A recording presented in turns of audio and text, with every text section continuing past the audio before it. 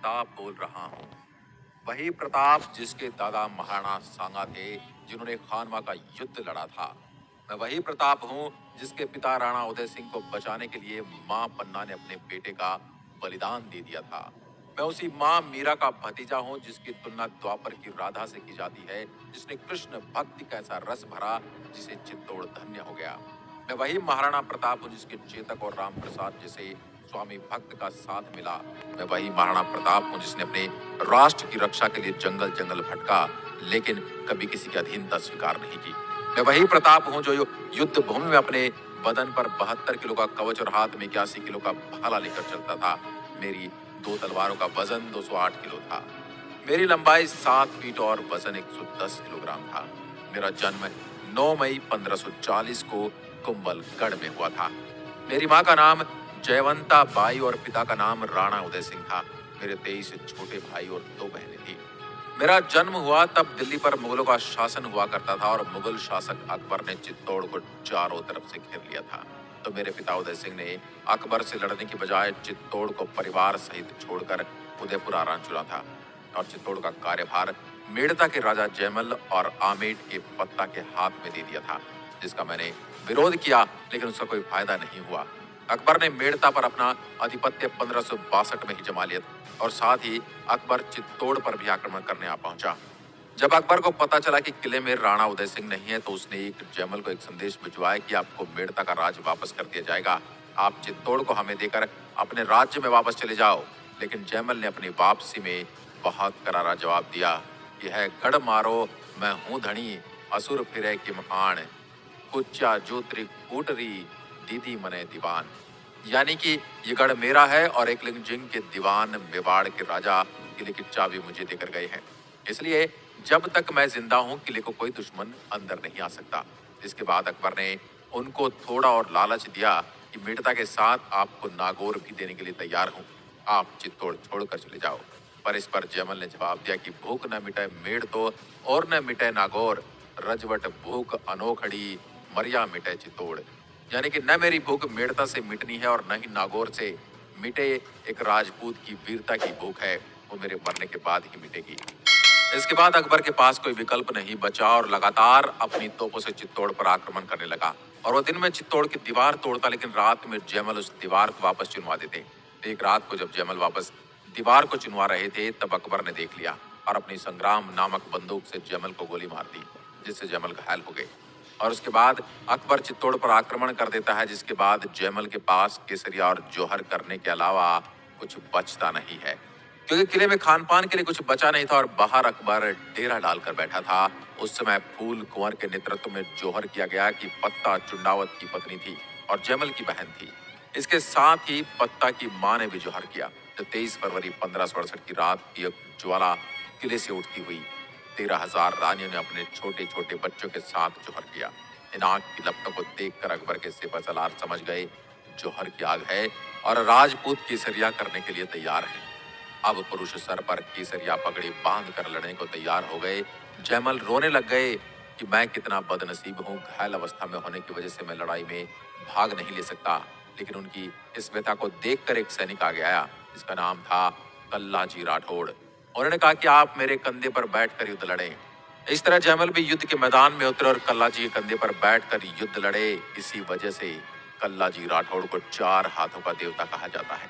जयमल और पत्ता इस युद्ध में काफी बहादुरी से लड़े और वीरगति को प्राप्त हुए। उस दिन मेवाड़ के वीरों ने ऐसी वीरता दिखाई कि महज 8,000 सैनिकों द्वारा 48,000 मुगल सेना को काट दिया गया। अकबर ने किले पर कब्जा तो कर लिया, लेकिन सिवाय राख के उसके हाथ कुछ न लगा। और इस युद्ध के बाद अकबर को किले में कुछ नहीं मिला, तो उसने बहुत बड़ा नरसंहार किया, जिसने उसे 30,000 मासूमों को गाजर मूली की तरह कटवा दिया और उनकी मीनारें चिनवा दी। चित्तौड़ पर 2 ही बड़े नरसंहार हुए, जिसमें एक खिलजी ने किया और दूसरा अकबर ने। इस युद्ध में जयमल और पत्ता मरने के बाद भी अमर हो गए और किसी दूसरे किले के लिए इस तरह मिटने की गाथा भी आप राजस्थान के सिवा कहीं सुन नहीं पाएंगे। जयमल और पत्ता की बहादुरी से अकबर अति प्रभावित हुआ और बाद में उसने जयमल और पत्ता की मूर्ति अपने आगरा के किले में बनवाई, जिसके बाद में अंग्रेजों ने तोड़ दिया। चित्तौड़ से गिरवा की पहाड़ियों में जाने के बाद गोगुंदा की मेवाड़ की नई राजधानी बनाई गई। 1568 में मेरे पिता राणा उदय सिंह की मृत्यु हो गई, लेकिन उनके मरने से पहले उनकी प्रिय रानी धीर भाई मरने से पहले उनके बेटे जगमाल को राजा घोषित करवा देती है। मेवाड़ में एक प्रथा थी कि जब भी किसी राजा की मृत्यु होती थी तो उत्तराधिकारी उसका अंतिम संस्कार में भाग नहीं लेता था, क्योंकि गद्दी तो कभी खाली नहीं रहती। सभी मुझे पिता के अंतिम संस्कार में देखकर हैरान थे और मुझे अंतिम संस्कार में देखकर मेरे ननिहाल से मान सिंह सोनगिरा ने आवाज उठाई कि प्रताप को राजा किस हिसाब से नहीं बनाया गया। मेवाड़ पर लगातार आक्रमणों के चलते प्रताप के अतिरिक्त शक्तिशाली राजा कोई हो ही नहीं सकता।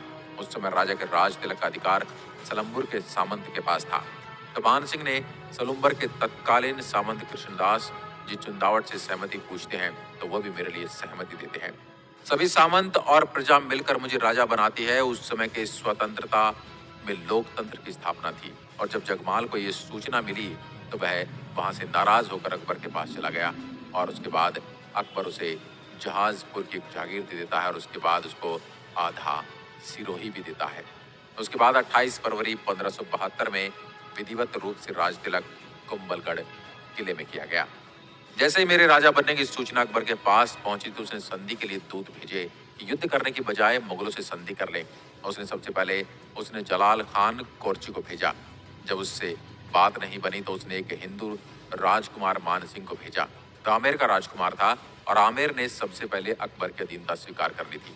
अब मान सिंह आता है तो उसकी भेंट मेरे बेटे अमर सिंह से होती है और इससे ही मान सिंह झल्ला जाता है कि राणा प्रताप मेरे से मिलने क्यों नहीं आए और इससे नाराज होकर वह युद्ध की चुनौती देकर चलने की बात करता है। तो युवराज अमर सिंह पीछे से आवाज देकर कहते हैं, अगर युद्ध करने आए होते तो फूफा अकबर को भी साथ लेकर आना। इस कथन को सुनने के बाद तो मान सिंह आग बबूला होकर वहां से चला गया और जाते ही वह अकबर से सेना की मांग करके मेवाड़ पर आक्रमण करने के लिए कहता है, लेकिन अकबर इसकी अनुमति नहीं देते। वह तब भी युद्ध के लिए तैयार नहीं था। उसने एक और दूत भेजा जिसका नाम था भगवंत दास, जो उस समय आमेर के राजा थे।